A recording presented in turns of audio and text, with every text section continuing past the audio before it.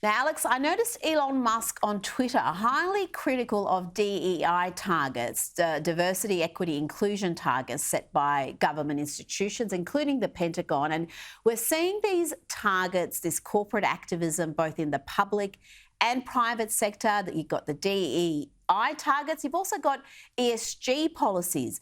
Tell me a little bit about that and how corporates are being forced almost to partake in this activism. Well, first, let me say it's a pleasure to be able to uncritically praise Elon for once, because I usually have to talk about how he's spreading lies about how solar and wind can power the world easily. But this, he's 100% right about. I thought he really nailed it. What the government defense is supposed to do is defend us. And that has to be their absolute purpose. There can be no compromising of that purpose, because compromising that purpose means the loss of life and freedom of Americans. And what we need to realize is any kind of racial quota, any kind of arbitrary environmental target, like, hey, let's use Kamala Harris, let's have the Marines carry solar panels on their back. Like, this is going to work out. Like, that needs to be gotten rid of totally from our thinking in defense, because it's life and death. But what it points to more broadly is, why do we want our businesses to be compromised by this junk?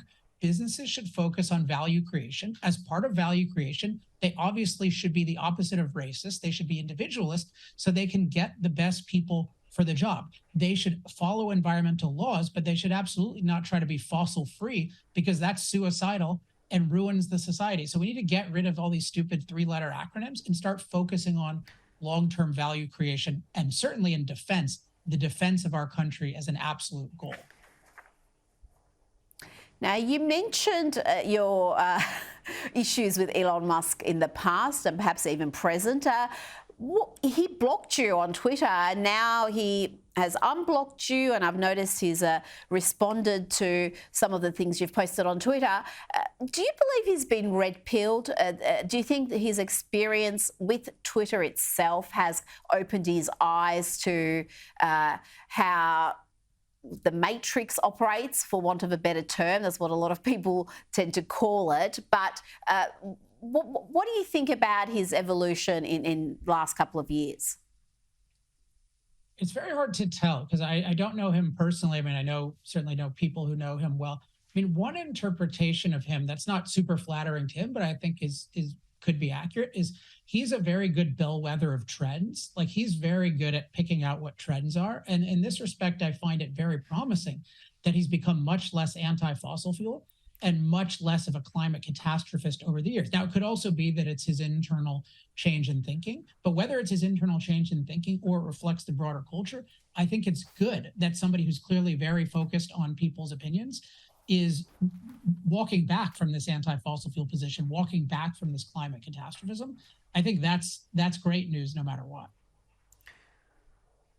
Now, Alex, the science reporter for the Times had a piece that has caused quite a stir, and rightly so. Let's have a look. It begins with this: Second World War style rationing of petrol, household energy and meat could help to fight climate change, British scientists have recommended. Researchers from Leeds said the rationing would help countries to cut their carbon emissions rapidly and fairly, even though it was often seen as an unpalatable option. I wonder why. And there was also this, it doesn't stop there. The researchers said rationing is often seen as unattractive and therefore not a viable option for policymakers. It is important to highlight the fact that this was not the case for many of those who had experienced rationing.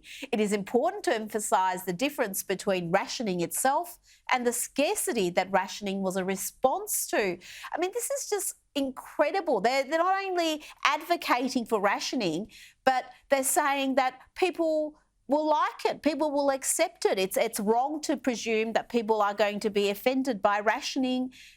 What do you make of this? There's this really good memes on Twitter that go, how it started, how it's going.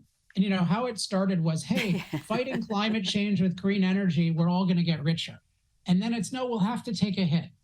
And now it's, no, you're going to have rationing. It's going to remind you of the Soviet Union. And then next it's going to be, you're just going to have to die, right? Which is the obvious end road of it. Because the whole problem, as I talk about in my book, Fossil Future, is The goal of this movement is really eliminating our CO2 emissions at all costs and ultimately eliminating our impact on Earth. If that's your goal, that's what you're focused on, then you can't have human beings. It's not compatible with human flourishing or even human life. And so what you're seeing is the logical end road of pursuing eliminating our impact and our emissions at all costs. They're saying, oh, of course, rationing is a good thing. Whereas if you care about human life, rationing is a horrible thing, and they're not going to convince anyone that it's a good thing, or hopefully not. That is, but I do worry that people will accept it, because we saw how they accepted the most illiberal, sometimes illogical restrictions during COVID, where That's true. No rule was too radical for some to fully embrace. And we saw it right here in Melbourne, where we had the world's longest period of lockdown, 6 lockdowns in total. And we had playgrounds shut, we had skate parks shut, we had curfews imposed on free people, and the majority, sadly, were in favour of it. Now, finally, I want to ask you about an interesting opinion piece in Spike from Julie Burchill, who argues that we need a peasants' revolt against all the green madness. She writes, I can't help feeling that the climate activists just hate any kind of mobility for the masses, be that travelling in vehicles or social mobility and meritocracy. What do you think about this? I think she's hit the nail on the head. This seems to be an underlying motivation for much of what they're proposing. Well, I always enjoy Spiked, and actually I contribute to them every year now because I really enjoy them. They're very interesting because they're sort of ex-leftists, but who have the pro-human part that the left used to have. And one thing, and I like that they're kind of the old left was all about factories and industrialization and prosperity. And then it became clear that socialism doesn't get you any of those things. And the better people said, okay, we're not for socialism anymore. And the worse people said, no, we're for socialism, but we're gonna advocate rationing and suffering and quote protecting the environment at human expense. So I like the feel of it. I would never call anyone peasants, but I do think they really hit the nail on the head in terms of all of these movements are movements against the typical person having a good standard of living. That's really what fossil fuels have brought, right? Rich people had a pretty good standard of living before fossil fuels. As Milton Friedman put it, they didn't have running water, but they had running servants. But that doesn't scale to the typical person.